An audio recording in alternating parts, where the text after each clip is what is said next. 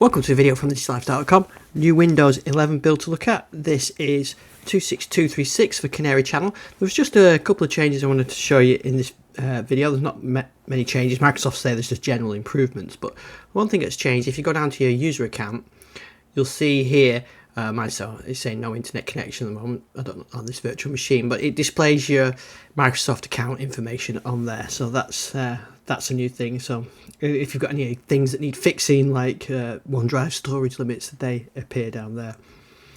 The rest of the changes are just fixes. They fix an issue with the taskbar appearing to hold or not appearing at all, and they fix some audio issues.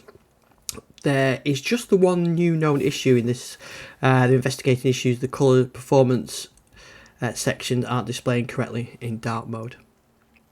So that's it. That's all the changes. Not a huge long video because there's not much to see, but I'll keep doing them as Microsoft keeps releasing changes. Thanks for watching this video, and I'll see you on the next one.